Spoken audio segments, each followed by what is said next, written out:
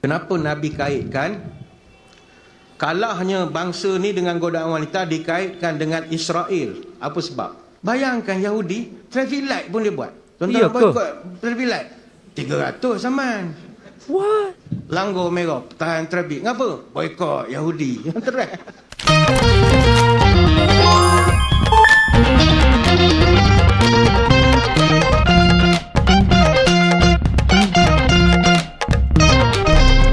Assalamualaikum warahmatullahi wabarakatuh. Jumpa lagi dengan saya guys, Cak Mujib. Gimana kabar teman-teman semua? Semoga sehat selalu, bahagia di dunia maupun di akhirat. Oke guys, kali ini kita akan reaksi sebuah video. Kita akan mengaji bersama Ustaz Badli Shah Alauddin. Ya, sesuai daripada judul, sesuai daripada tema kali ini. Tanpa berlama-lama, jom kita simak videonya. Let's go. Orang lain semua berjalan, bawa anak, bawa isteri pergi pantai, Kuantan ke mana ke. Kita tak pergi, duk pucung tak keluar-keluar. Duit ada, bukan duit tak ada. Ngapa tak cuti? Membazir anak-anak biar lantak, biar belajar hidup susah. Padahal kedekut. Tuan-tuan belanja tu sedekah. Dalilnya kata Abu Mas'ud Al-Ansari radhiyallahu anhu, "Iza anfaqal muslimu nafaqatan ala ahlihi wa huwa yahtasibuha kanat lahu sadaqatan." Siapa-siapa orang Islam beri duit nafkah kepada keluarganya dengan niat nak dapat pahala dari Allah, maka dia kira sedekah. Hadis Bukhari. Jadi tuan-tuan hari-hari bagi duit anak pergi sekolah, itu dikira sedekah dengan syarat niat nak dapat redha pahala daripada Allah. Tapi kalau mengungkit-ngungkit, hari-hari aku bagi duit ke kau, bila lah nak besar kau ni, mati aku macam ni. Adakah ayah cakap gitu? Ayah kita pernah cakap gitu ke kita? Tak pernah. Tak pernah. Ayah ni macho. Biarlah hari raya pakai kain plakat koyak pun tak apa. Anak biar lawa pada dia. Betul. Lepas tu kalau gambar raya tahun 80-an, ayah semua pakai kain plakat dengan baju Melayu je. Anak semua sampai lelak-lelak. Itu ayah. Biarlah dia anak aku cantik pada aku. Terbalik, ayah sekarang dia lebih lawa pada anak dia pula dah. Kedekut sangat. Duit nak bawa ke mana? Anak kita kan, berumah tangga hendaklah sungguh, mau bekerja bersimbah peluh, sakit dan perit pantang mengaduh, lapar dan haus pantang mengeluh. Berumah tangga hendaklah pukal, menghadapi dugaan dengan tawakal. Sakit dan pahit jangan menyesal, hutang dan beban jangan ditinggal. Berumah tangga hendaklah sabar, hasung dan fitnah jangan didengar. Memeras peluh tahan berlapar, membanting tulang tahan terkapar. Berumah tangga banyak cubaan, kuatkan hati, teguhkan iman. Bisikan syaitan jangan ikutkan, hasad dengki orang jangan pedulikan. Pahit pedihnya kita tahankan, sakit deritanya kita hadapkan, supaya tak patah di tengah jalan. Supaya perkahwinan kita berkekalan. Keluarlah duit sikit. Itu indikator kebahagiaan. Berilah duit. Bukan nak suruh kaya pun bagi 10,000 sebulan. Tak. Jangan kedekut macam Haji Bakhir. Alah esok bercerai. Itu satu. Faktor yang kedua adalah faktor orang ketiga. Ini payah. Suami handsome sangat ni payah juga. Faktor orang ketiga. Kajian mendapati bahawa 4,798 aduan dari tahun 2018 sampai 2023 berkaitan dengan masalah orang ketiga. Orang ketiga ni payah. Berumah tangga memikul akibat.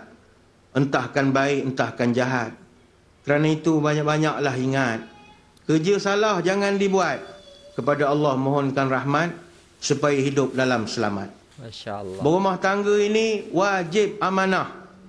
Kerana anak dan isteri itu taruhan dari Allah. Jagalah mereka sehabis daya. Peliharalah dengan sedaya upaya supaya hidup beroleh barakah di dunia bahagia, di akhirat setosa. Masya Allah. Lepas itu kepada tuan-tuan para suami khususnya, hati-hatilah bila berkawan dengan orang perempuan di ofis ke, alumni ke, bekas sekolah ke. Jaga-jaga dengan godaan wanita. Istilah budak-budak internet sekarang dipanggil penyondol. Saya tak berapa setuju sangat. Saya nak panggil penyondol macam binatang gaya penyondol-nyondol. Budak-budak ya, tak apa istilah, kita pun tak faham. Kepada kaum wanita pun saya mengambil kesempatan malam ini, jangan ganggu suami orang. Walaupun Ada kajian menunjukkan orang-orang dah berkahwin ni lebih digemari oleh kaum wanita. Sebab pertama, ekonomi stabil, pekerjaan pun stabil, melihat sabar tu tinggi, dah berumur kan. Jadi orang memang suka. Dan kita pun orang lelaki ni bila dah tua makin handsome pula dah. Masa muda tak lawa sangat, jambu sangat lah. Sekarang ni lawa pula dah. Misal ada putih-putih sikit, memang orang minat lah. Jadi orang perempuan pun kadang-kadang minat pada orang dah kahwin ni. Pengalaman lebih kata dia. Sebab itu kita di Malaysia, termasuklah kita di Selangor ini, kita ada undang-undang khusus melarang mengganggu rumah tangga orang. Oh ya ke? Tuan-tuan malam ni, kalau ada kes bukan perempuan sajalah, tuan-tuan pun sama, katalah bekas boyfriend isteri kita ke, bekas tunang dia ke, asyik main WhatsApp, blok tukar nombor lain, asyik mengacau je isteri kita. Sekarang tahulah bekas girlfriend dia, tapi kalau dia mengacau siang malam, boleh ambil tindakan. Tuan-tuan pun samalah. Katalah isteri tuan-tuan ni boyfriend dia asyik ngontek kerjanya, ajak reunion lah itu ini. Itu boleh disabit kesalahan di bawah enakmen jenayah syariah Selangor 1995. Individu yang mengganggu keharmonian rumah tangga orang lain boleh berdepan dengan hukuman penjara tak lebih 3 tahun, denda tak lebih RM5,000, atau kalau melampau ingat, 2 sekali kita bagi. Masya Allah. Dan hukuman itu diperuntukkan di bawah 3 seksyen enakmen jenayah syariah Selangor 95, membabitkan seksyen 32, iaitu pertama, kita boleh cah dia memujuk lari. Memujuk lari lah, mengacau ya. Yang kedua, ada niat nak membawa pergi. Yang ketiga, mempengaruhi dia meninggalkan rumah tangganya. Itu boleh bawa. Tapi saya ingat, kalau masalah orang ketiga ni biasanya para suami lah. Jadi suami-suami sekalian beringatlah. Kalau nak berkawan dengan orang perempuan di luar rumah pun, berjaga-jaga. Berjaga-jaga. Orang perempuan ni dia ada satu benda yang paling kita takut, godaan. Dan godaan wanita ini diiktiraf oleh Nabi kita sebagai godaan yang paling berbahaya. Sehingga dalam satu hadis Nabi pernah sebut, ma taraktu ba'di fitnatan adarra 'ala rijali minan nisa'i. Tidak aku tinggalkan ujian yang sangat berbahaya kepada umatku di kalangan lelaki-lelaki selain daripada godaannya seorang wanita. Ini hadis riwayat Bukhari dan Muslim. Sebab itu godaan wanita ini diakui sendiri penangannya oleh baginda Nabi. Nabi pernah meluluskan cuti tentera Islam semasa di Madinah kerana orang tu beri alasan, saya tak boleh pergi perang kerana saya mudah tergoda dengan wanita. Masa itu dalam peperangan Tabuk. Perang Tabuk ni melibatkan kerajaan Rom. Kerajaan Rom ni Eropah orang putih lah. Dan Eropah Rom ni kalau dia datang perang, pasukan dia akan bawa sekali perempuan-perempuan. Lah perempuan kalau orang Rom kan rambut blond lah, apa warna-warna, apa mata biru, lain lah dengan spek orang Arab ni. Jadi ada seorang lelaki namanya Jad bin Qais. Dia mengadu kepada Nabi, ya Rasul, trip ni saya tak pergi, boleh tak? Ngapa? Saya mudah jatuh cinta ya Rasul. Saya takut nak perang, nampak hidung mancung, mata hijau, saya tak jadi perang ya Rasulullah. Bolehlah excuse ya Rasulullah. Nabi kata boleh, no problem. Terkejut semua orang. Turun ayat Quran surah Taubah, Allah tegur Nabi, ngapa mudah nak lulus cuti ni. Wa minhum may yaqulu dhalli wala taftinni. Ada di antara mereka berkata padamu, ya Muhammad, izinkan aku tak berperang, janganlah kenakan aku kepada fitnah. Surah Taubah ayat 49. Allah Ta'ala kata itu temberang semua, kau janganlah percaya sangat semua tu. Tapi akhirnya tak lulus juga lah cuti dia. Sebenarnya dia malas pergi perang. Sebab kebetulan musim tu ladang kebun dia sedang berbuah. Jadi peraih dah datang lori nak masuk, Cina nak ambil buah apa semua. Time tu pula nak pergi perang. Dia kata, apa aku nak buat MC ni? Oh, dia pun kata mudah jatuh cinta. Nabi lulus peringkat awal lah. Artinya godaan wanita itu pasti ada. Justru hati-hatilah. Bahkan dalam Quran Allah Ta'ala susun godaan syahwat nombor 1 sekali adalah perempuan. Allah. Zuyyina linnasi hubbus syahawati minan nisa dulu. Minan nisa wal banin wal qanatiril muqantarati minadz zahabi wal fiddah wal khailil musawwamati wal an'am wal harth zalika mata'ul hayatid dunya wallahu indahu husnul ma'ab. Syahwat manusia itu nampak indah kepada beberapa perkara. Pertama, Allah Ta'ala sebut number one, wanita. Baik itu perempuan ni, tak payahlah tuan-tuan. Tuan-tuan kalau pandang perempuan tak suka, tuan-tuan kena pergi berubat. Macam mana tengok orang perempuan tak suka? Maknanya takkan tengok orang lelaki pula dah tergoda. Kacau, kena pergi berubat lah tu. Baik itu orang selalu bergurau, pergi luar negara, tengok anak orang, ingat anak sendiri. Tengok bini orang, lupa bini sendiri. Itu gurauan. Gurauan orang menggah lah biasanya. Aduh. Godaan. Nombor 2 yang tinggi sekali godaan. Wal banin. Anak-anak. Anak-anak ni, yalah macam tuan-tuan yang dah bercucu ni, cucu lah. Dalam handphone gambar depan cucu. Punyalah sayang ke cucu. Tak letak gambar bini lah. Cucu. Penuh gambar cucu 6. Peluk aki. Penuh peluk atuk. Sayang anak cucu. Yang ketiga, qanatiril muqantarah minaz zahabi wal fiddah. Harta yang banyak. Dan harta itu pula spesifik Allah Ta'ala sebutkan zahab wal fiddah. Mah permata. Sebab itu orang perempuan yang cantik di mata laki-laki adalah perempuan. Tapi yang cantik di mata perempuan bukan laki-laki. Yang cantik di mata perempuan emas permata. Sebab itu kalau dia lalu Habib Juel ke apa ke, berpinar mata dia. Lalu pokong ke apa ke.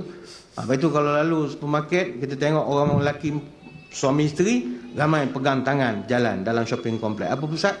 Sebab nak pegang isteri jangan masuk kedai emas. Bengkok kita. Bukan romantik sangat, tak bagi dia masuk. Kemudian wal khailil musawwamah. Khail ni artinya kuda. Kuda al-musawwamah ay ar-ra'iyah. Kuda yang berhias. Artinya suka kenderaan yang cantik. Suka kenderaan yang selesa. Make-up kereta sikit. Itu syahwat. Kemudian suka pula kepada wal harth wal an'am. An'am ni haiwan ternakan, termasuk haiwan peliharaan. Jadi tuan-tuan di sini ada yang di rumah bela oyen lah, benda bulus, benda-benda nama taruhnya. Taruh sayang ke kucing, suka menengok dia. Sayang, syahwat kita, nafsu kita suka. Atau membela lembu ke di kampung. Wal harth, suka tanam tanaman. Kalau orang kampung ladang sawit. Kalau kita di bandar, tanam pokok, tanam buah-buahan di rumah. Allah kata, tak ada masalah. Engkau suka 5-6 perkara tu, carry on. Tak ada masalah. Tapi, kena ada batasan. Zalika mata'ul hayatud dunia. Itu semua benda-benda yang kesenangan hidup. Carry on. Tapi, bear in mind. Wallahu indahu husnul ma'ab. Di sisi aku, ada tempat yang lebih baik lagi daripada itu semua. Apakah dia kata ulama? Syurga lah. Kau buat baik-baik, kau masuk syurga. Aku bagi lebih pada tu. Dunia ni memang sedap. Nabi pun sebut inna dunya hulwatun khadiratun. Dunia ni kata Nabi indah dan juga manis. Wa inna Allaha mustakhlifukum fiha fayanzuru kaifa ta'malun. Dan Allah memberi kekuasaan pada kamu di dunia ini dan Allah perhatikan apa yang kau akan buat. Fattaqud dunya. Hati-hatilah dengan dunia. Yang kedua Nabi sebut wattaqun nisa, dan hati-hatilah kepada godaan perempuan. Dunia. Sahabat tanya, kenapa ya Rasul? Fa inna awwala fitnati bani Israel kanat fin nisa. Sebab bencana yang berlaku kepada Bani Israel pertama sekali datangnya daripada godaan wanita. Hadis Muslim. Allah. Ulama bahas kenapa Nabi kaitkan kalahnya bangsa ni dengan godaan wanita dikaitkan dengan Israel. Apa sebab? Israel ni tuan-tuan bangsa cerdik. Kita tak dapat menafikan. Yang kita boikot siang malam ni benda-benda yang bersifat makan, benda gitu saja. Tapi dari segi teknologi, dari segi kemudahan, daripada segi metodologi kajian, kalau dunia research lah, banyak orang Yahudi.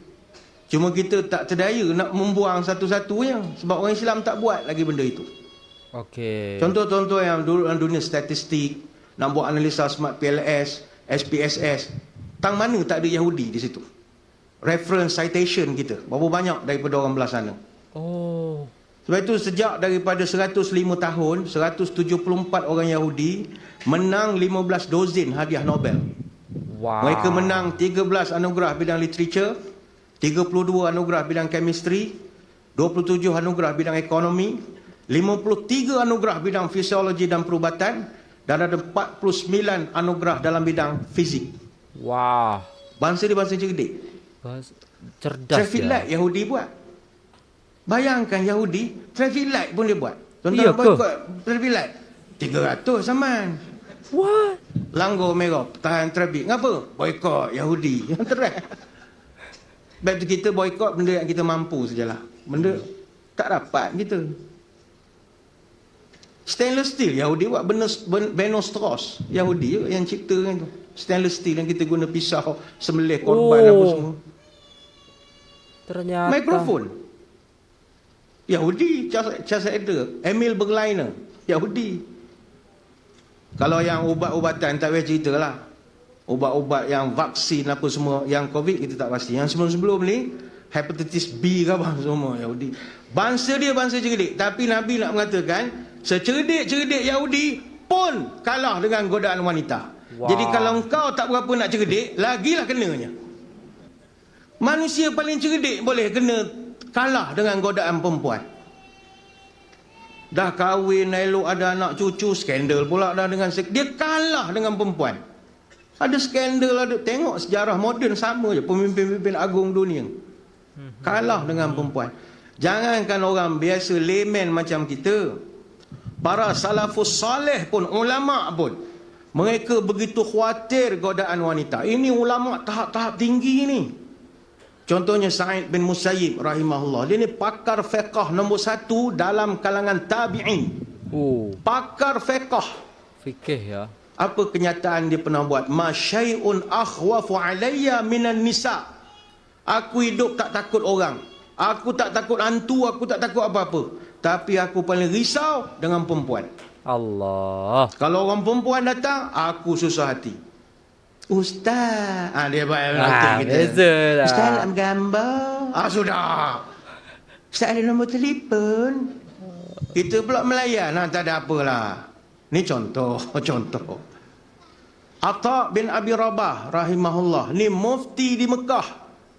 Dia pernah kata, aku kalau disuruh jaga harta Baitul Mal, insya-Allah aku boleh jaga dengan amanah. Tapi kalau tinggalkan aku berdua-duaan dalam sebuah bilik dengan seorang wanita, aku tak pasti apa akan berlaku. Ini mufti Mekah cakap ni. Aku tak pasti. Berdua dengan perempuan, tak pasti. Dia tak kata dia akan buat benda tak elok, tapi tak ada jaminan dia boleh duduk tu berzikir semalam. Belum ada jaminan, belum tentu. Sebab itu Abu Nu'aim dia membawakan satu penjelasan ulama dalam kitab Hilyatul Awliya. Jangan kau berdua-duaan dengan wanita walaupun untuk mengajar Al-Quran. Ini ingat ustaz-ustaz. Saya tengok ustaz-ustaz muda penceramah ni yang selalu terpalit dengan masalah-masalah yang keluar mahkamah apa semua ni, melayan sangat. Orang perempuan kita tak boleh mengajar dia one to one Quran. Apa sebab? Godaannya lebih banyak lagi. Contoh masjid buat program mengajar Quran fardu ain untuk muslimat waktu duha misalnya. Tiba adalah seorang dua muslimat beritahu kepada nazir, pada ustaz, boleh tak saya nak belajar one to one? Belajar ramai-ramai saya tak faham lah. Boleh lah belajar di masjid. Lepas tu rasa tak selesa, boleh tak ustaz datang ke rumah? Dia melarat-larat lah. Dulu Jabatan Agama Pahang pernah tangkap orang mengajar Quran kepada anak murid dia di hotel, check in. Mula lobby elok duduk hotel pula. Walaupun awak buat benda baik, bukanlah kita masuk tengok dia tak berbaju, bedak ngaji elok. Mengaji molek dekat meja opis dalam pejabat, dalam bilik itu. Tapi itu tak sesuai. Kalau dibiarkan sejam 2 jam tak tahu mengaji ke tidak lah lepas pada tu. Beda urusan ya. Nak mengajar Iqra 4, takkan nak check in hotel. Online je lah, webek. La ilaha illallah. Aduh. Sebab itu dalam mazhab Syafi'i tak dibenarkan berjemaah hanya berdua dengan perempuan yang tak ada hubungan dengan kita. Betul. Tak dibenarkan. Itu semayang tu. Contoh kita singgah masjid mana-mana musafir, kita dah selalu dengar ceramah fadilat berjemaah. Nak semayang berjemaah. Dengan siapa? Nampak satu budak perempuan lelek, adik nak semayang, jom kita berdua. Tak boleh. Lu siapa? Lu siapa? Kau semayanglah dengan isteri engkau, anak engkau. Saya tak ada, saya musafir. Kau carilah Bangladesh, Nepal ke mana. Bagi RM10 ikutlah semayang. Bayangkan semayang itu bukan kita berhadapan pun, beri belakang. Begitu berat godaan wanita itu sehingga kita buatkan kaedah pengawalan. Allah. Kalau tu ingat masjid kalau nak buat program Qiyamulai pun sama. Walaupun semangat nak buat Qiyamulai, kalau datang tiba-tiba seorang je budak perempuan, lawa pula. Tangguh je lah Qiyamulai, tukar hari lain. Tak tahu benda jadi. Tak tahu hati kita, wallahualam. Sebab itu dalam Islam, ittaqus syubhat. Menghindarkan diri daripada syubhat itu adalah prinsip yang sangat penting. Maka para suami, jangan bebas sangatlah kawan dengan orang perempuan. Betul. Dekat office kita, walaupun staff sama dengan kita, dah macam adik-beradik, aku engkau bertampur tepuk. Dah, dia. Jangan.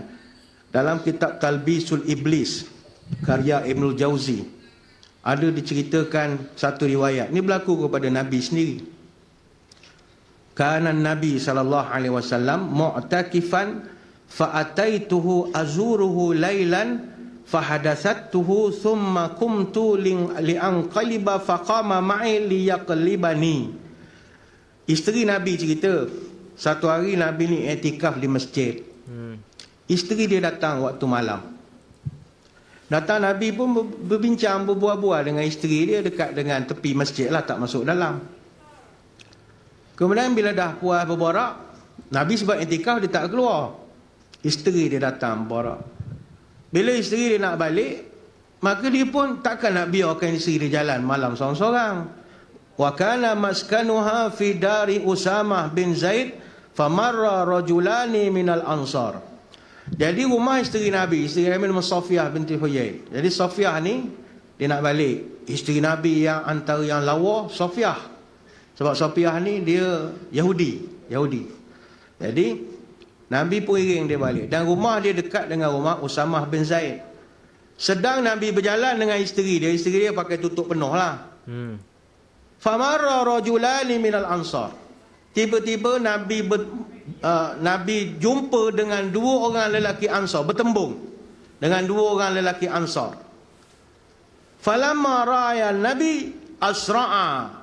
Dua lelaki ni bila dah malam gelap, nampak Nabi berjalan dengan perempuan. Jadi dia berdua ni pura-pura tak nampak, jalan laju. Buat-buat tak nampak. Padahal dah bertembung. Apa reaksi Nabi? Ala rislikuma. Oi, slow sikit. Mai sini. Mari sini. Dia pun datang. Ya Rasul. Innaha Safiyatu binti Huyai. Ini isteri aku, Safiyah binti Huyai. Kau jangan nak sangka macam-macam. Itu Nabi. Allah. Maka kedua lelaki ni berkata, faqala subhanallah ya Rasulullah.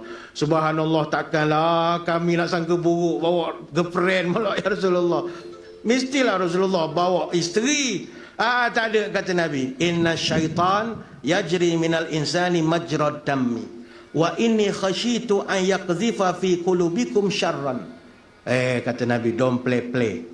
Setan ni berjalan dalam badan orang macam darah berjalan dalam badan. Dan aku tak nak kerana kau memandang aku berjalan dengan satu orang yang kau tak tahu, kau akan berprasangka buruk dalam hati kau. Ini hadis riwayat Bukhari Muslim. Itu tuan-tuan kalau di office makan tengah hari usahlah makan orang perempuan tepuk tampur campur-campur. Orang zaman-zaman dashcam ni jangan main. Betul. Keluar dengan orang lelaki dah lah, keluar dengan bini orang. Buat apa? La ilaha illallah. Godaannya itu bahaya. Sangat banyak kita nak ceritakan, tapi kita beri laluan dulu lah kepada azan isyak yang akan berkumandang sebentar lagi. Allahumma salli ala sayyidina Muhammad. Dah selesai videonya dan itulah tadi ya guys ya, ceramah singkat daripada Ustaz Badli Shah Alauddin, dan Masya Allah tabarakallah kita mendapatkan ilmu yang sangat banyak ya guys ya, terutamanya di sini ilmu berkenaan dengan suami kepada istri ya kan. Semakin istilahnya kita sayang kepada keluarga kita, maka insya Allah ridha Allah akan kita dapat. Dan juga jangan main-main kepada para suami ya. Intinya jangan sampai kita memberi ruang kepada diri kita ya untuk bersama dengan perempuan lain yang selain dengan hubungan adik kakak lah ya kan, suami istri lah dan lain sebagainya. Seperti itu maksudnya di dalam keluarga kita. Jadi kalau orang lain jangan gitu. Kata sahabat Badili Shah Alauddin. Dan Masya Allah tabarakallah, Ustaz Badili Shah Alauddin juga menyinggung tentang bagaimana produk-produk yang kita pakai itu ternyata buatan orang-orang Yahudi. Dan Nabi pun ya mengatakan secerdik-cerdiknya manusia di muka bumi ini, yaitu orang Yahudi tadi, itu saja takluk dengan wanita, apalagi orang-orang yang tidak cerdik gitu ya kan. Allahu Akbar, Masya Allah tabarakallah. Semoga ini menambah wawasan dan pengetahuan bagi kita semua, sehingga kita lebih dekat lagi dengan Allah Subhanahu wa Ta'ala dan lebih paham lagi. Makanya ya, follow channel ini ya guys ya, subscribe channel ini supaya teman-teman terus mendapatkan siraman-siraman rohani ya guys ya. Nah itu dulu videonya, terima kasih sudah tengok video ini sampai selesai. Jangan lupa like, share, komen, dan subscribe. Saya pamit undur diri, apabila ada salah kata mohon dimaafkan. Assalamualaikum warahmatullahi wabarakatuh.